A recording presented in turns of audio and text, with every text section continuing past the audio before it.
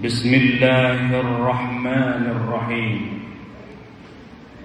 لن ينال الله لحومها ولا دماؤها ولكن يناله التقوى منكم صدق الله العظيم وصدق رسول الله الكريم ونحن على ذلك من الشاهدين والشاكرين walhamdulillahi rabbil alamin. Hadirin ma'asyiral muslimin, sidang Jumat rahimakumullah, jamaah Masjid Al-A'raf yang dimuliakan Allah Subhanahu wa taala. Bulan ini adalah bulan haram, bulan yang dimuliakan Allah. Satu di antara keistimewaan bulan ini setidaknya digambarkan di dalam surah Al-Kautsar. A'udzu billahi minasy syaithanir rajim. Bismillahirrahmanirrahim. Inna a'tainakal kautsar fashalli li rabbika wanhar. Ada dua perintah Allah di dalam surah Al-Kautsar ini.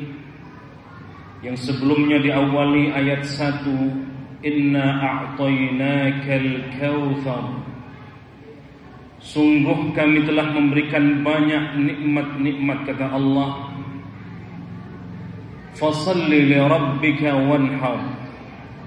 Nikmat yang melimpah ruah dari Allah Subhanahu wa taala itu, baik nikmat sehat, nikmat rizki, nikmat-nikmat yang lain yang Allah berikan kepada kita. Maka Allah di ayat yang kedua, fasalli li rabbika wanhar. Maka Allah Subhanahu wa taala memerintahkan kita fasalli. Yang pertama, Allah memerintahkan untuk salat. Salat di sini dijelaskan oleh para ulama, fasalli ay salat Idul Adha.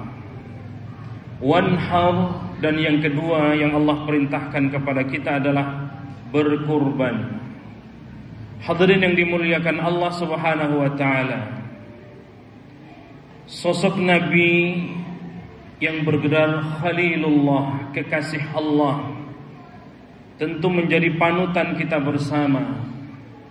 3 atau 5 milenium yang lalu memberikan syariat kepada kita, bagaimana puncak tertinggi seorang hamba adalah ketika dia mampu berkurban untuk Allah Subhanahu wa taala. Kendati Nabiullah Ibrahim alaihi salatu wassalam telah lama mendamba putra, lalu kemudian Allah menganugerahkan putra sematawayang, yakni yang bernama Ismail alaihi salatu wassalam. Ketika Nabiullah Ibrahim sedang berbahagia, Nabiullah Ibrahim diberikan karunia nikmat yang begitu besar, yang begitu banyak. Maka disitulah Allah Subhanahu wa taala memuji sekaligus menguji ketaatan Nabiullah Ibrahim alaihi salatu wassalam dengan memberikan tabir mimpi berupa mengorbankan anak sematawayangnya. Hadirin yang dimuliakan Allah, mari kita berkaca di era saat ini. Tentu nikmat Allah begitu besar, begitu banyak, begitu agung Allah berikan kepada kita, kepada bangsa kita. Maka bentuk rasa syukur dan kepatuhan kita kepada Allah Subhanahu wa taala adalah mempersembahkan ketaatan dan kepatuhan kita kepada Allah Subhanahu wa taala. Memang ujian kita tidak seberat Nabiullah Ibrahim yang diceritakan di dalam surah As-Saffat ayat 102. Falamma balagha ma'ahu as-sa'ya qala ya bunay. Ketika Nabiullah Ibrahim sudah sedemikian panjang mendamba seorang anak, Dan ketika Nabiullah Ibrahim diberikan karunia anugerah oleh Allah Subhanahu wa taala putra yang bernama Ismail, maka lalu Allah Subhanahu wa taala memberikan tabir mimpi, anni adbahuka fandur madza tara.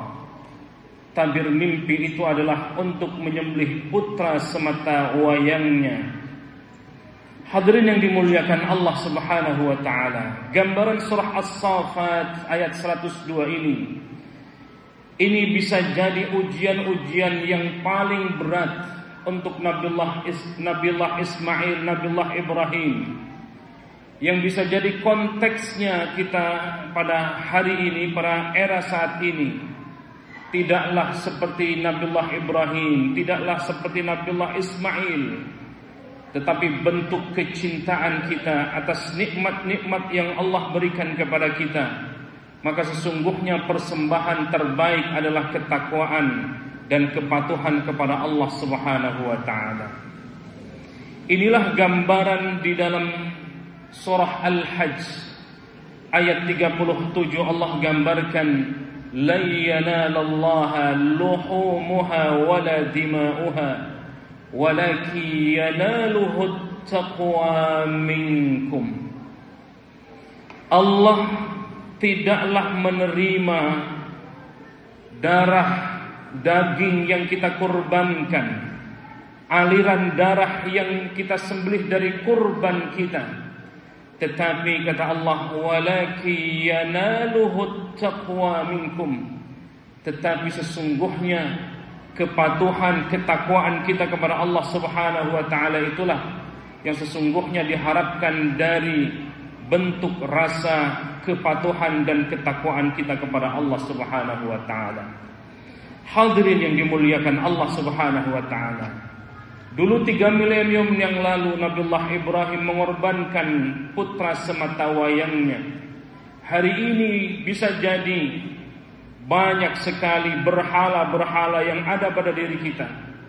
Maka melalui ibadah kurban sejatinya kita menyembelih bukan hanya hewan sebagai bentuk kecintaan dan kepatuhan kepada Allah, tetapi pada esensinya bagaimana menyembelih sifat-sifat hayawaniyah yang ada pada diri kita, sehingga di bulan yang mulia ini kepatuhan kita seperti kepatuhannya Nabiullah Ibrahim, kepatuhannya kita seperti kepatuhannya Nabiullah Ismail, kepatuhannya kita seperti kepatuhan Siti Hajar.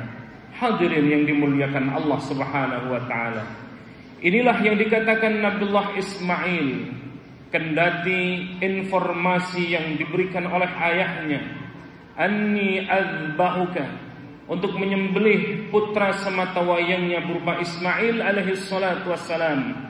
Ketika ditanya oleh ayahnya, fandur madza tara, bagaimana wahai anakku, bagaimana pendapatmu? Apa kata Ismail?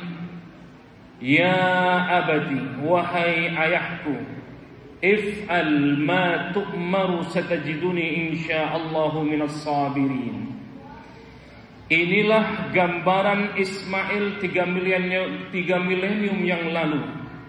Kalau kita bawa dalam konteks saat ini, mungkin banyak yang kita cintai berupa harta, jabatan dan lain sebagainya, tetapi karena bentuk kecintaan dan ketakwaan kepada Allah Subhanahu wa taala, kita tidak sungkan-sungkan untuk mengatakan if'al, kerjakan, ma tu'maru satajiduni insyaallahu minas sabirin. Kendati berat, hadirin yang dimuliakan Allah, kita meninggalkan waktu untuk menyembah kepada Allah Subhanahu wa taala, menyisakan waktu untuk mendekat kepada Allah Subhanahu wa taala, tetapi karena ini perintah Allah Subhanahu wa taala dan bentuk ketaatan tertinggi seorang hamba kepada Allah Subhanahu wa taala, maka seberat apapun perintah Allah itu maka kita kerjakan. Inilah esensi dari kurban kita, yang sesuai dengan akar kata kurban itu seakar kata dengan taqarrub. Maka semakin hari semakin bertakwa kita kepada Allah Subhanahu wa taala, Semakin tahun kita mendekat diri kepada Allah Subhanahu wa taala, dan kepatuhan tertinggi itu manakala kita mengagungkan Allah Subhanahu wa taala. Mudah-mudahan kita bisa mampu mengambil intisari dari peristiwa kurban, sehingga kita lebih mendekatkan diri lagi kepada Allah Subhanahu wa taala, dan tentu kita menjadi manusia yang hanya taatnya kepada Allah secara totalitas. Barakallahu li wa lakum fil Qur'anil azim, wa nafa'ani wa iyyakum bima fihi minal ayati wadh-dhikril hakim, wa taqabbala minni wa minkum tilawatahu innahu huwal ghafurur rahim.